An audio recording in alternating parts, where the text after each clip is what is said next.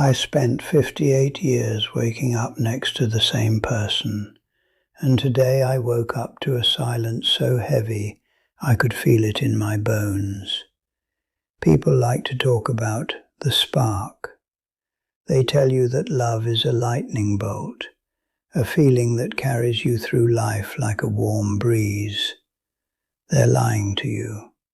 They are selling you a version of life that doesn't exist past the 3-year mark. The spark is easy. It's the embers that keep you from freezing to death. I'm 92, and I've learned that love isn't something you find. It's something you build, brick by painful brick, often in the dark, and usually while you're exhausted.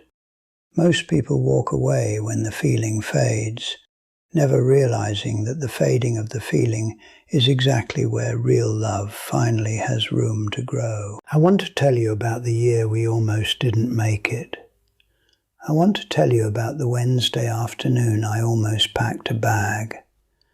And I want to show you why the most romantic thing I ever did for my wife had absolutely nothing to do with romance. I remember the Wednesday afternoon I almost left.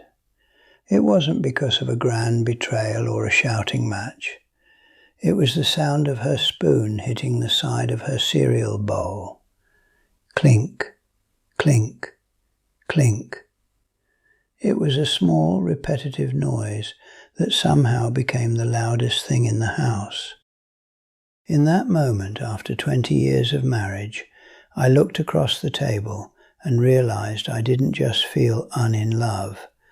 I felt annoyed by her very existence. I went to the bedroom and pulled a suitcase from the top of the closet. The dust on the leather smells like a life I was ready to discard. I stood there for a long time listening to the house.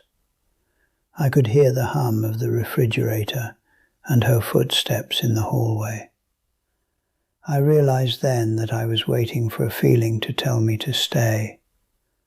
I was waiting for a surge of passion or a memory of our first date to save me. You cannot build a life on the memory of a feeling. You build it on the reality of a choice. The romantic thing I did that day wasn't buying flowers or writing a poem. I put the suitcase back. I walked into the kitchen, sat down, and asked her what she wanted to do for dinner. I chose her when I didn't like her. I chose the clink of the spoon over the silence of a hotel room. We spent the next decade in a kind of middle ground, not happy, not miserable, just present. We didn't know it then, but we were clearing the brush, so the real connection could finally take root. The shift didn't come with a choir of angels. It came when she got sick.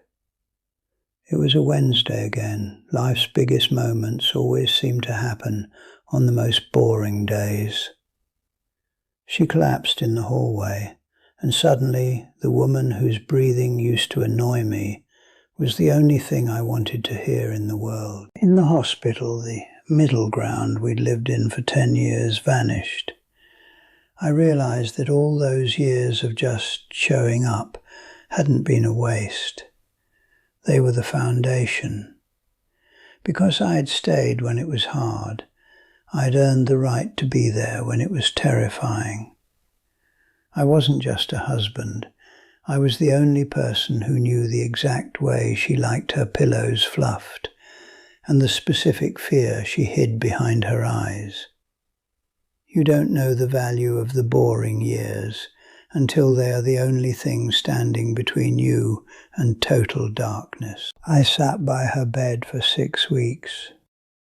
I watched her get smaller, and I realized that my love for her wasn't a feeling I had for a beautiful woman.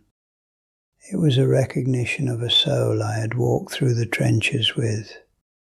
I stopped looking for what she could give me and started looking at what I could protect for her.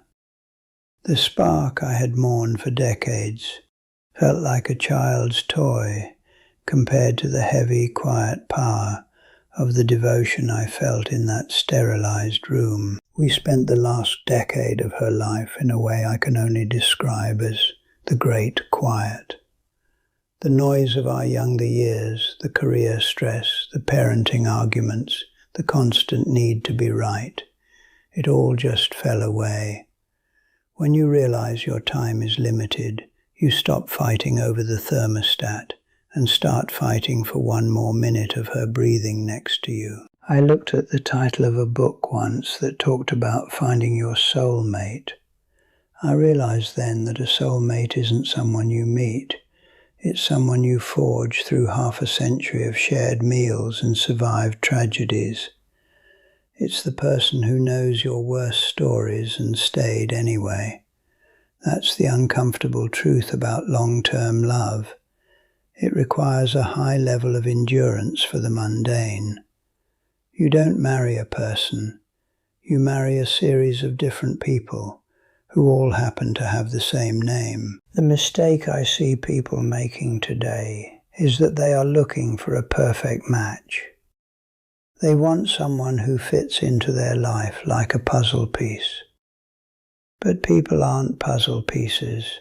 We are jagged rocks. You don't fit together. You rub against each other for 50 years until the sharp edges are worn smooth and you finally start to glide. If you keep trading in your partner every time you hit a rough patch, you'll spend your whole life with sharp edges, wondering why love always feels like it's cutting you. I know what you're thinking.